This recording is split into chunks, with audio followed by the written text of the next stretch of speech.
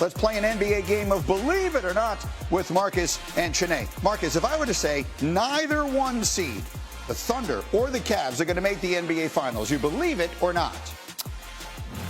I believe it because I do think that the Celtics will make it, but I don't think OKC will. So what you're saying is the Celtics aren't even the one seed. We think of them as the one seed. Yes. So you're telling me Cavs aren't going to make it, OC isn't going to make it, so you believe it, neither one is going to make it. Neither one. You're right. I thought the Celtics was the one seed. They've been playing so well this season, but you are right. I don't think either one seed make the finals. Either one. I'm sticking to it. I'm sticking to it. Guess what? You were right before on the Clippers, so I give you a respect where respect is due.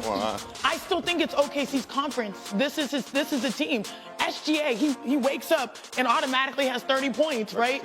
They have one of the best defenses, the actual best defense. They have multiple all-star caliber players, J-Dub, Chet Holmgren. I would like to say, OKC is still the favorite here. They are the betting favorite. But I was going to bring this up to you briefly earlier when we talked about it. Just give me 1 second, Cindy, before we get to the next one. We've been talking about the West like it's the OKC Invitational for months. It doesn't feel that way anymore as we head into the playoffs. Yeah, I think it has shifted, especially with... Why are you smiling? You're smiling. I think it has shifted. See, I won her over. I got her on our side.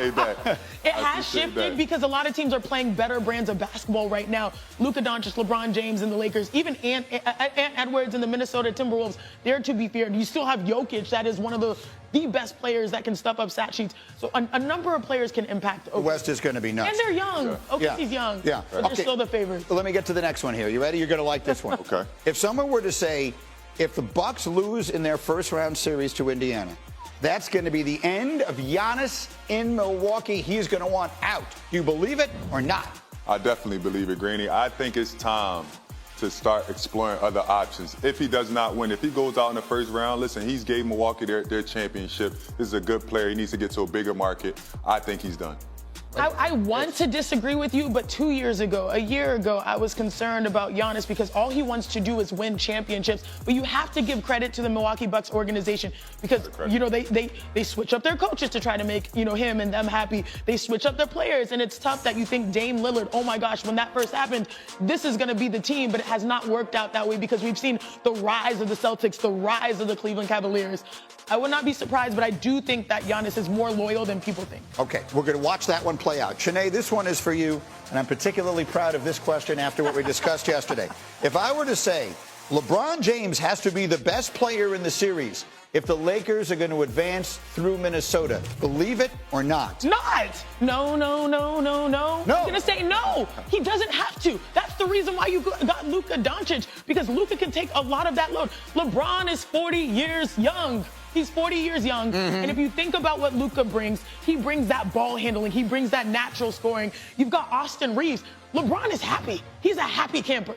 Right. I think he just needs to be the smartest player, right? Like, he's going to be used in so many different situations. You alluded to the pick and roll yesterday with getting in the pocket and getting guys shots. I don't think he has to be the best player. I think he needs to be the smartest player. Obviously, he's the oldest player, right? And that veteran leadership will spray around the whole team. I just have a feeling. It's hard to explain.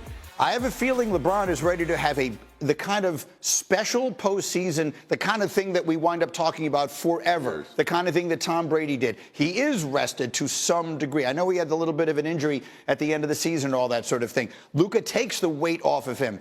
I feel like LeBron is getting ready to do something special in these playoffs, and I think if he doesn't, it's going to be very hard for them. All these other teams, they've been together longer. They have it a little bit more together. I've got LeBron as my MVP if the Lakers are going to go a long way. Look, as much as I love these multitude of teams in the Western Conference, each team has its own vulnerability, which LeBron James, out of any player, will exploit. The biggest question with the Los Angeles Lakers, it has been, ever since Luka Doncic arrived, is their defense sustainable? Hat tip to J.J. Redick for being creative. And if there's one player to hold Luka Doncic accountable for defense, it's LeBron James. So the situation is working to their favor. We'll start finding out tonight. The 7-8 games. Their fifth play-in game, matching the Pelicans for the most in the brief history of this tournament. They split the season series with the Magic this year, with each team securing a win in the last week.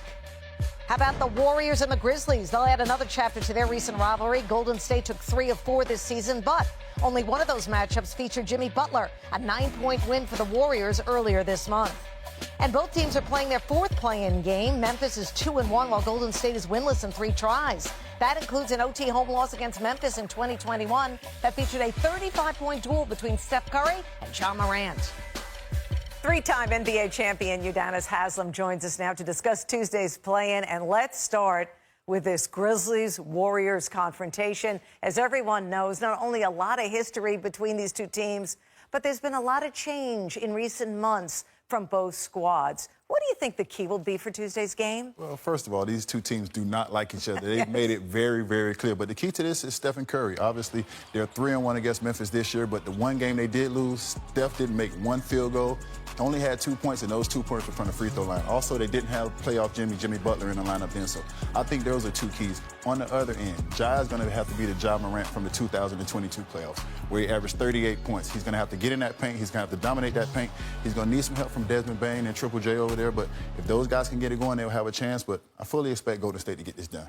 Okay, so you expect Golden State to get it done. Let's say they do. What about matching up with Houston? Golden State is the one team that I would say if they can get past this one, they can match up well with Houston. I just think the championship pedigree, you have Steve Kerr, a great coach. You have Steph, who's been there before. You have Draymond back against the wall. You got playoff Jimmy. So I just think they have the pedigree. They have the experience that if they get against a young team like the Houston Rockets, they have a chance to pull it out. Experience goes a long way, and we'll see what the Rockets do in the postseason, regular season. Everybody forgets how great you are in the regular season. Well, too. Right? No disrespect to Houston. I love what they're doing there. Yeah, different game, though. Let's move over to that 7-8 game in the Eastern Conference. Hawks visiting Orlando. Both teams playing for a chance to face Boston, lucky them, in the first round. What's the biggest key in this matchup? This is the perfect case of 2 teams with contrasting styles. The Magic, who is one of the top defensive teams in the league, and obviously Atlanta has Trae Young, who is the top assist guy in the league. But I think Magic, with their switchable matchups, they can switch all matchups. They can flatten you out offensively. I think if they can do that, they can keep the game close, make it a low-scoring game. I think they can grit it out, grind it out, and pull it out in the end. Okay, why?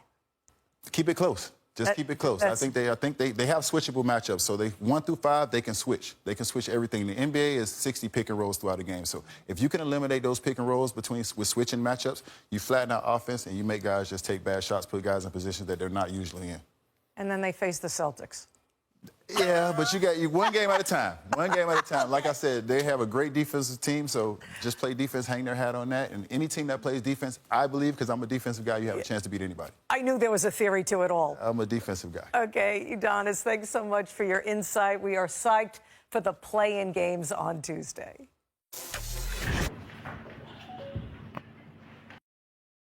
Rồi, là tôi 1:20. Chào tất cả mọi người đã quay trở lại với kênh của mình. Ngày hôm nay mình sẽ tiếp tục hướng dẫn các bạn làm bài và hôm nay mình sẽ tiêu đề mấy phút là vào lớp tài nghe. Hôm nay vòng của mình sẽ có tiêu đề là âm lượng. Bây giờ mình bắt đầu làm nha. 20 rồi. 20 là vào lớp 45. Đúng thế. Còn lâu. Rưỡi.